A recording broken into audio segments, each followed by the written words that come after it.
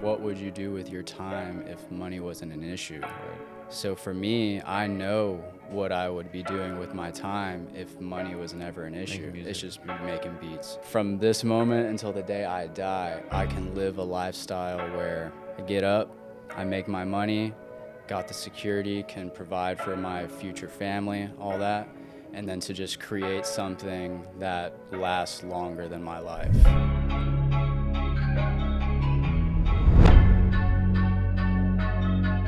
What's going on, guys? This is James Storms. I have my brother here, Austin Townsend.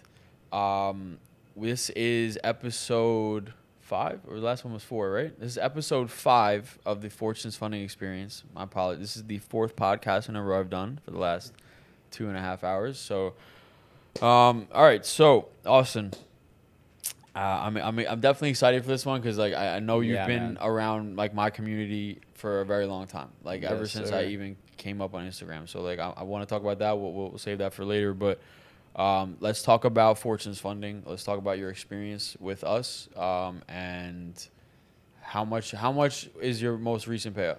So last month 12.5. July was the biggest of 13.5. 13,500. And then the first one was in April for like 8. So you got paid out in April, July, and August. Mm-hmm. So pretty consistent. Yeah, working on the consistency. I mean, you're doing it. Yeah. Just what you're doing, just keep doing it, bro. You know? Exactly. So that's dope. I guess to even add on to that, so for this month, or I guess Tuesday, I'm going to request a $12K payout. Oh, shit. And then I'm up like $2K on the other account. So for another 14,000. Yeah, the plan is, at least for this month, is for sure that 12. And then because I know I have that 12 coming in, I'm like, all right, I can go hard on this other account. Shit, maybe get another 10, 12 by the end of the month. And that would be my biggest month ever. So dope. Congrats, bro. Yeah, that's awesome, appreciate it, bro. Yeah. No, seriously, bro. That's really good. Like, bro, 10K a month. You're making 100, plus K a year. Yeah, like that's kind of the goal. Cause you're not living a bad life, For me, because I'm still working a job too. I work at a restaurant as well. Okay. And but it's just very average. I make the average American income. Right. So adding on a 10K a month income just catapults me into a different bracket. Well, and then eventually you stack up enough money, you make passive income, and you never need to work that job again. That's exactly what I'm working on right now. It's just climbing out of it, Right. So what has your experience been like with Fortune so far? Obviously, like, we have a history with just you being like, I didn't know. I remember seeing, I guess we could talk about it now, but I remember seeing you back when I had I still have the chat, but the Fortunes and Freedom chat room. Yep. And I just remember seeing, Austin Townsend. I remember seeing that name. So like seeing that, you came from, you came from my humble beginnings, and now you're getting your own traction as well. I think that's super dope. So what was, sorry, I kind of like went over things, but what would you say your experience has been like, completely truthfully, on Fortunes? Without your attachment to me or any, like completely unbiasedly. I mean, it can't even say because not attaching you, because you are. I'm the reason. You're the reason why I'm here, bro. Right. Like, you're the reason why I'm rocking with Fortunes. Right. I just have, because of that relationship over the past few years of seeing you not only grow in your own trading, but, you've stayed true to the things that you preach. So when you started the prop firm, back in March or February, I think I had gotten an email to be on the beta or whatever. So I just signed up for a beta account and was like, okay, let's, check it out. See how it is. 'Cause we'll have to backtrack on the process of getting to Fortunes, because I'd already been trading for a bit. But when I got to Fortunes and got a beta account, I think I blew the beta account. But yeah, for those of you like that don't know what the beta is, like when we launched the company, we basically told everyone that just all you have to do is follow our IG, go to the Discord, and put your email on the website, and you'll get a free challenge. Like we gave away I think we gave away 17,000, $10,000 accounts. Yeah. So it was definitely quite a way to launch for sure. That was my introduction, and then I pretty quickly, like, I'm the kind of guy that would go just like Jose, I would go extremely just heavy on all the challenges just because I wanted to pass phase one quickly. But I passed phase one on fortunes pretty quickly, and then got a phase two, and then got that first payout. And from there, I think I had lost the first initial funded account with fortunes, but with that payout, I was just like, all right, I'm just going to use the payout to get more accounts. And then I got like 3 accounts. And before you came onto to my platform, were you using other prop firms?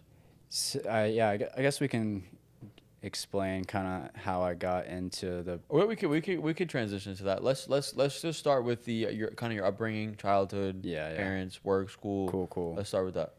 Yeah, man. So I'm from Fort Worth, Texas. Pretty much grew up there my whole life. My mom is a Panamanian woman that my dad brought back to the United States when he was stationed in Panama to protect the Panama Canal.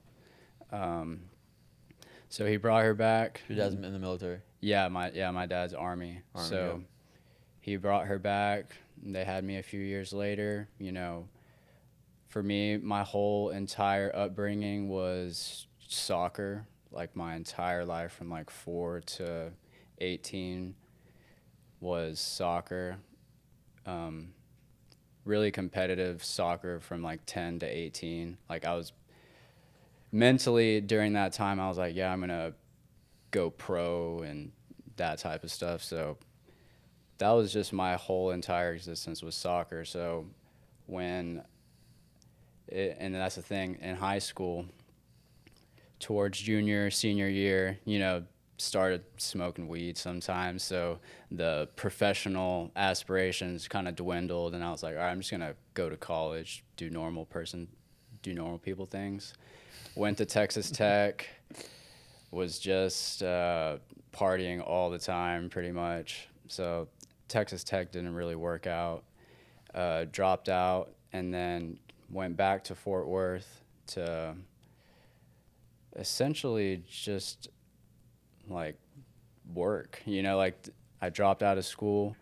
At what age was this? So 19, but one of the main reasons that propelled me to drop out of school was I got super into like raves and going to shows and stuff like that I wanted to learn how to DJ and produce music. Okay. So around 19, like I was failing all my classes, told my mom like, hey, I don't think I can stay here any longer. I'm not going to waste all this tuition money for nothing. So from there, I just picked up like learning how to DJ, learning how to produce.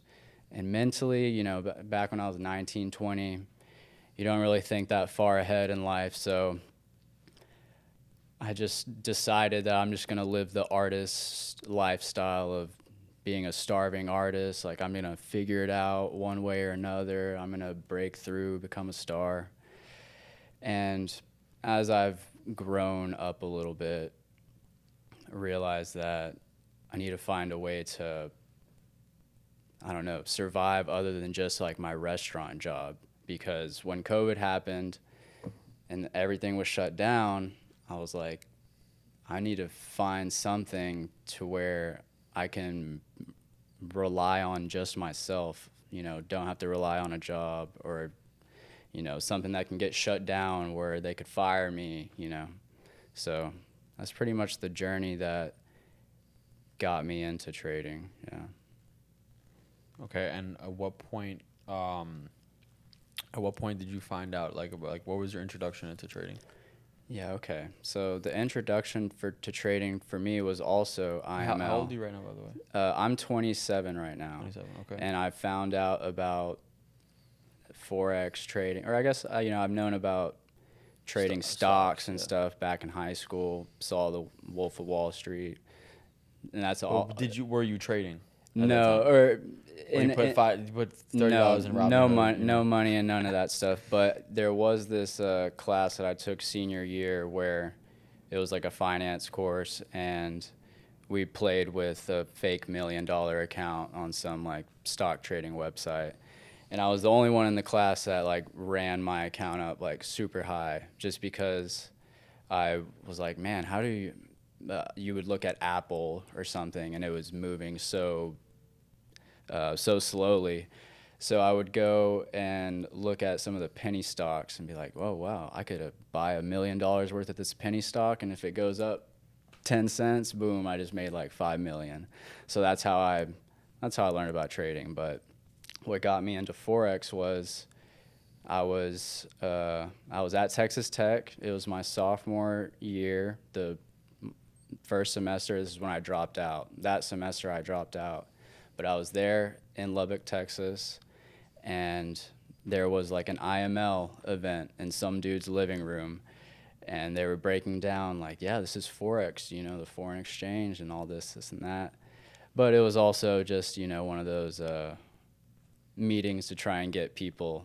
Recruitment. Yeah, recruitment. So, but that's how I got introduced to it. So from there, I was 19 when I learned about it, so I didn't really have that much money, except from like money that I had saved up, side hustles, all that. And I think I probably loaded up like $1,000 in an account, blew it. I was like, okay, I don't know about this. Tried like a couple more times, and just blew it like $3,000 and real quickly. So honestly, I dismissed trading like pretty quickly. Like when I was like 19, 20, I was just like, yeah. Got punched in the face. Yeah, I was like, screw this shit. Like, I'm not gonna. gonna. Tooth out, and you're like, I'm all right.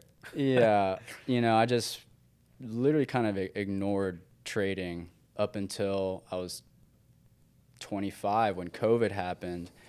And really? So you from 19 to like 20 or so, and then you took a 5-year hiatus. I was on the extreme grind of music production. Like I upped my skills like super hard in that time. Wow. You know, the same kind of dedication that I've been given to trading lately, that's what I was doing with music production. Okay. So from 20 to 25, I like leveled up my stuff pretty hard.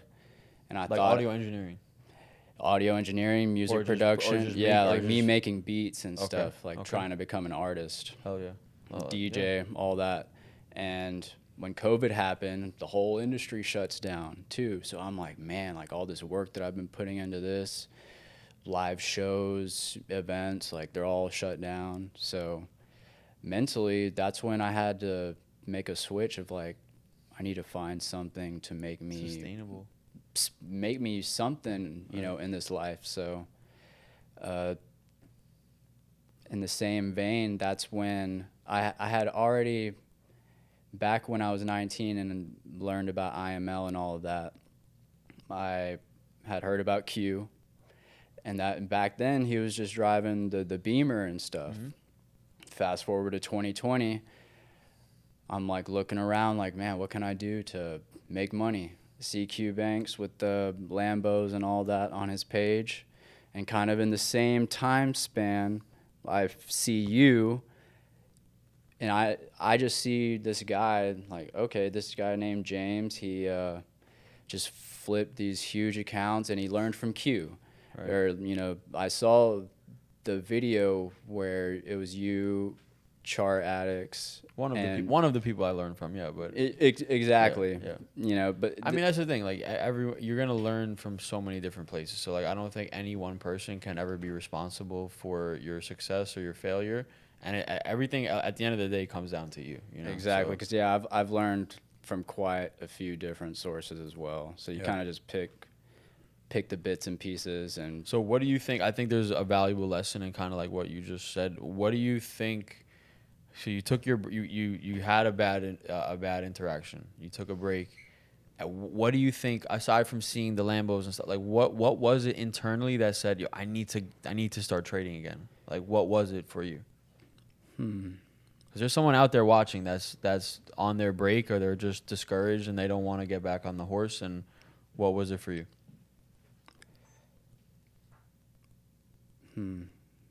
That's tough because at that time, it really was just like, okay, these guys are driving supercars. Right. So We're an affluent lifestyle that you see people living a life that you want to live. It's what gets everyone hooked into it for sure. Right. But For the wrong reasons. As I've developed in this journey, yeah, you realize that it really isn't about that stuff. So for me now, it's the time freedom, and with that time freedom and a bit of that security, my plan is to just use the trading to fund my artistic journey,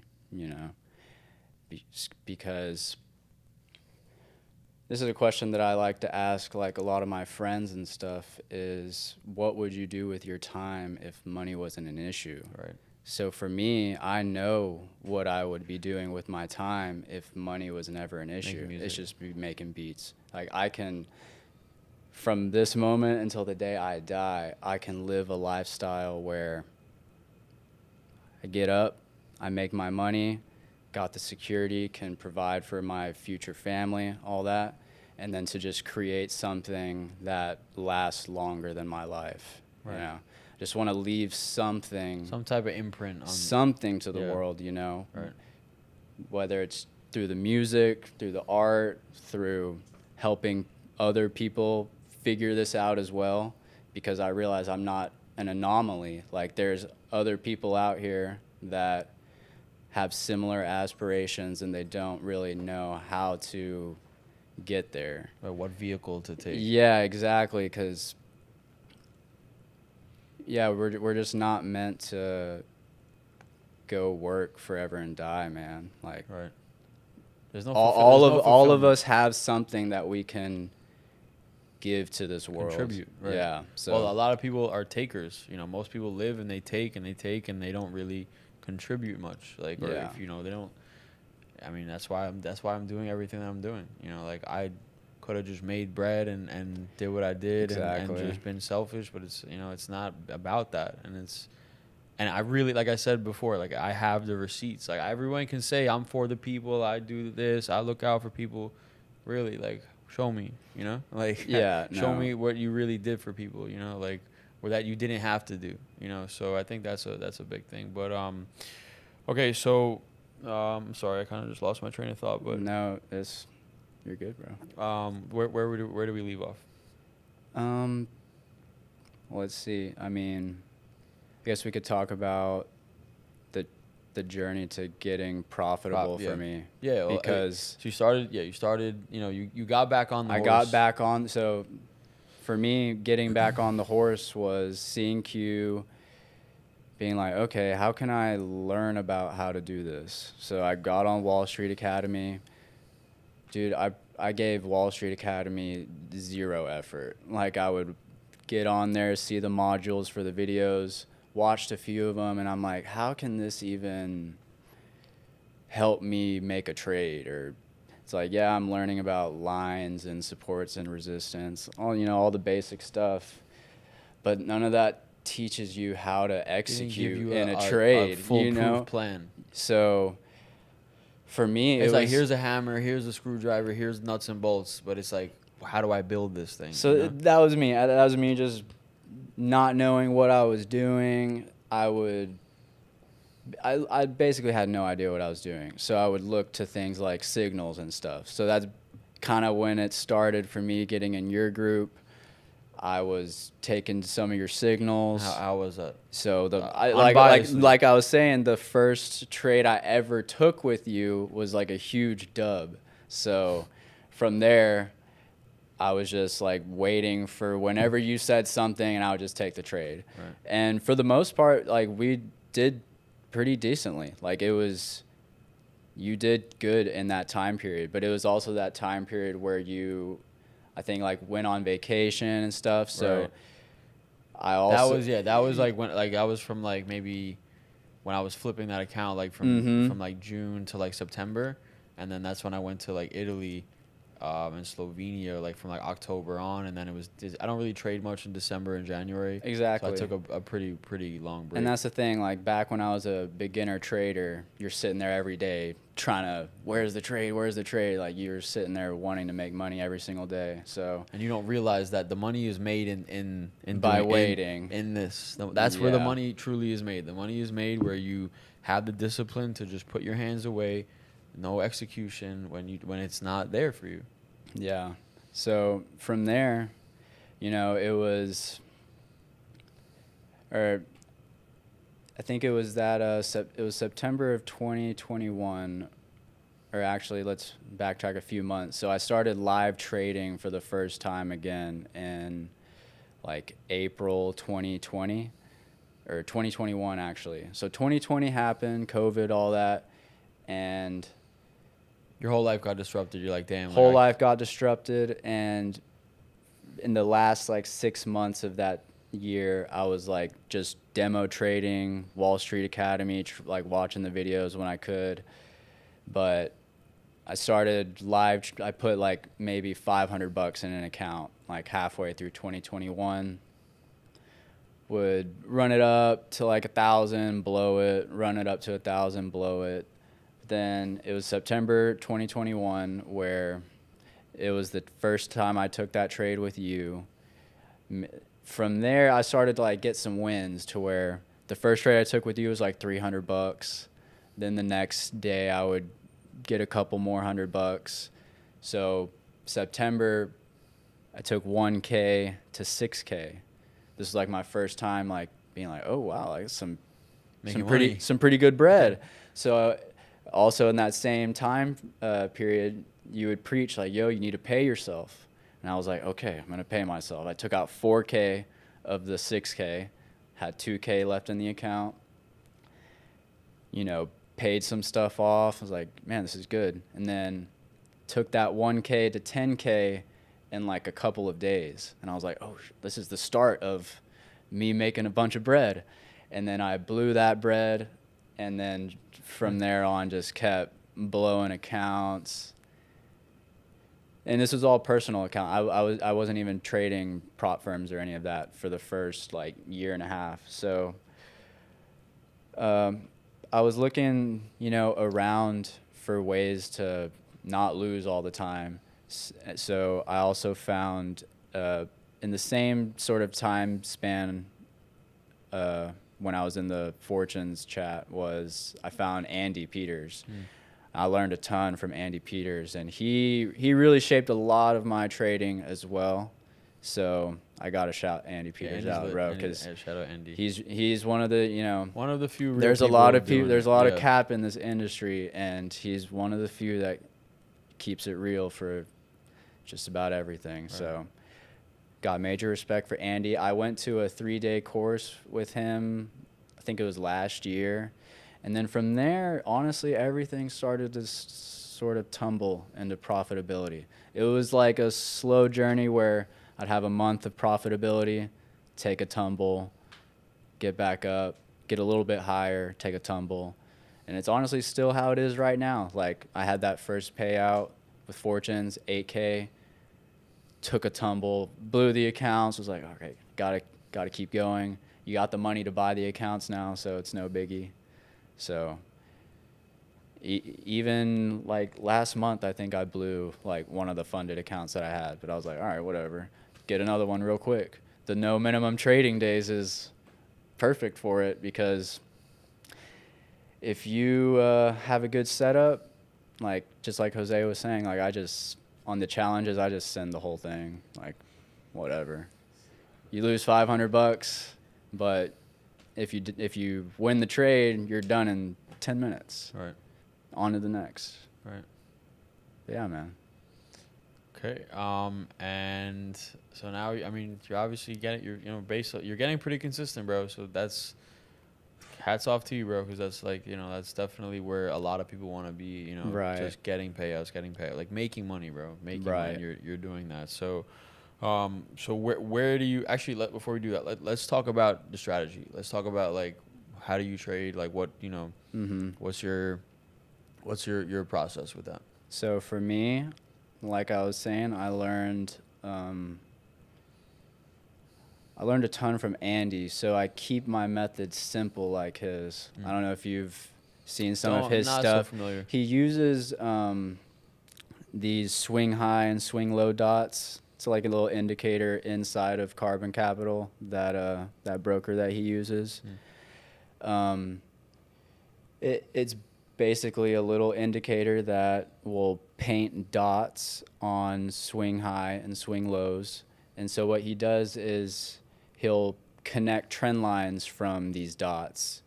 And when they break, 5-minute close candles below, he enters the trade and then puts the stop at the dot just a little bit above it. So I basically use that method along with a couple of other things that I've, picked up throughout my journey. But it's real simple. For me, it's the dots, keeping track of the sessions. So keeping track from what happened in Tokyo session to what happened in London to what's going to happen in New York. Like you trade New York? Yeah, so I trade New York,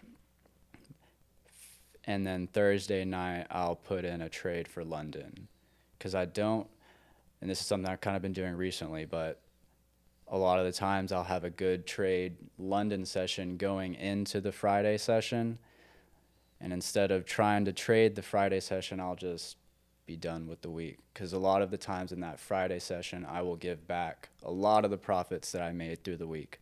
So mentally, it's just, I would rather be checked out by New York Friday session, So to keep going back on the strategy, it's, using trendline break strategies, trendline rejections. Simple. Just keeping it very simple. And as keeping far as track of the times. Risk, how much do you risk typically, and like what do your average risk to rewards look like? So for me,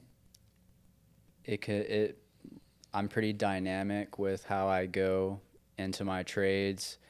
And honestly, while we were out at the casino last night, I realized that I look at trading through the eyes of a gambler, more so about just the probabilities of, okay, if I go in right here and risk 20 points, what's the probability that it goes in my favor 20 points? Because if it goes in my favor 20 points, I'll just protect my entry right there and say it runs another 20 points, So for me, it's I'm trading these 100K accounts because that's what I've gotten comfortable with.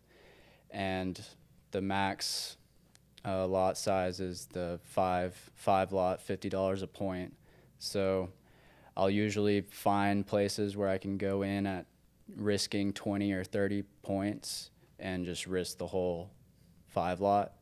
And if it goes 30 points in my favor, I'm already protected, risk-free. So that way I can mentally be like, that's the first win of the trade. The second win is like, all right, how much profit can I milk out of this? Right.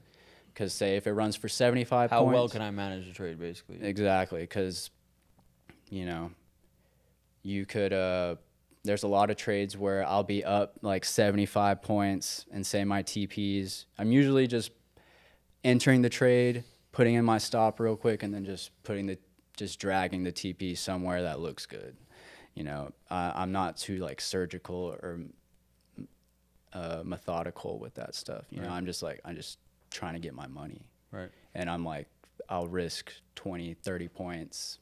And if it's wrong, then it's wrong.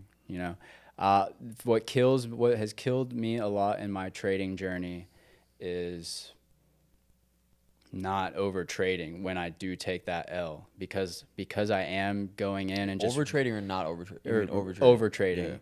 Yeah. For me, because I'm going in and risking so heavy on the trade, I realize that I only have like 1 or 2 shots for my day, because if I reload and keep trying to shoot, I'm just gonna miss every single time. So for me, I have to keep myself from over trading and just use that one shot to, try and get as much out of it. Because on US 30, 50 a point, even if it runs 30 points, that's a $1,500. When I see that on the screen, I'm like, okay, that's like a month at my restaurant job.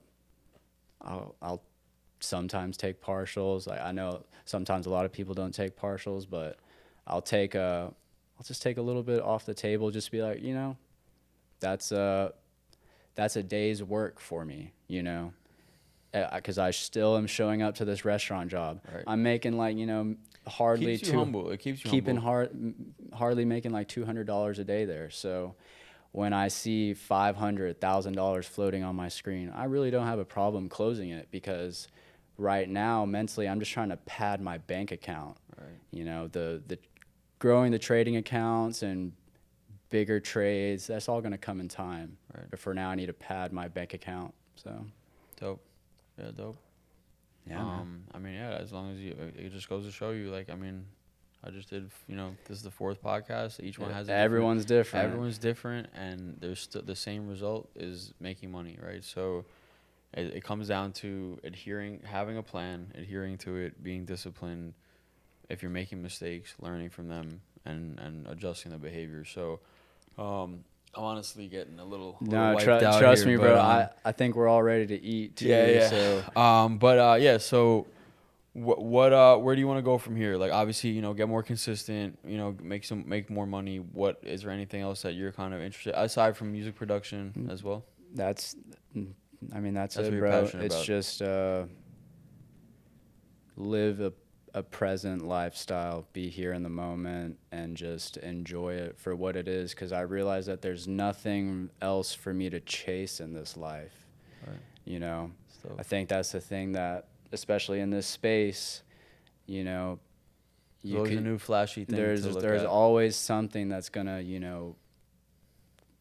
drive you to do things that, if you just are grateful for what you already have and appreciate the things that you already have, you realize you don't need anything else. Right. So that's kind of where I'm at, and it's a great feeling, because this trading, like the type of money that it can give you, it just makes things fun. Right. Like, we're secure, but now things can be now you can fun. start doing some dope shit. Yeah. And create things that are bigger than you. Lasting, yeah. So is there anything that you want to share, or anything that what is there anything that on your mind that you want to speak? I would say for other traders out there, and it's one thing that I've had to do myself, is you have to sit in a room by yourself without your phone and every single day and start to ask yourself, why are you doing this? Why do you want to trade?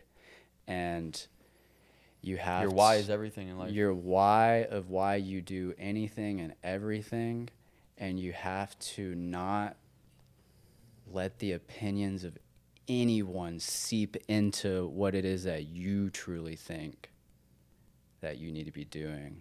Especially with trading, everyone has an opinion. Exactly, and it's especially with trading, because everyone's gonna be like, "Oh, you need to do this. Oh, you need to do that. Oh, that's wrong."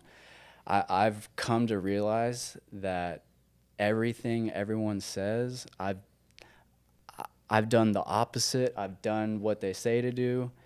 It really doesn't matter. Like, you just have to figure it out, as long like as you're what consistent works for in you. your own decision making. Like, Yeah, that's what's, like unwavering from like your own perspective, not letting your mom or dad or your friend or someone on Instagram influence you into your decision making. So dope.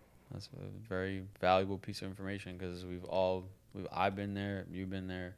Yeah, we've all been there where somebody told us that this ain't gonna work out, or you're not doing it right, or whatever the fuck, or it's a buy, bro, it's a buy. And then sometimes you also have to get out of your own way, and you also have to, because that same voice that you're saying, I've had that voice also telling me, like, man, you can't do this. Like, you really think you got what it takes to do this? You have to shut that side of yourself up as well. Remember why you started. Yeah, man. Like, anytime I have discouraging thoughts, I remember, why did I start this shit, and what have I accomplished? Mm-hmm. Right? Anytime. And even for yourself, right? All you guys are high, high performing individuals. That's why you're here. Just remind yourself of your accolades, like in a non arrogant way, but just be like, yo, like I did this, like I've done this, Right. like I know what the fuck I can do, So, when you remind yourself of those things, can't lose. Limitless, bro. Limitless, bro. I appreciate you. No, I appreciate you too, bro. Sir, I mean, dude, it's really dope. Like, like I said, I've literally seen your name around my community for like the past 3 years. It's full circle, bro. So definitely super dope to just be able to just put a face behind everything, bro, and meet you and just hang out and chill, the real in real life connection, man. Yeah. So I appreciate your time, bro. Thank you sir. Everyone for watching. That's four podcasts Thank in you a row, guys. and we're out of here. Woo!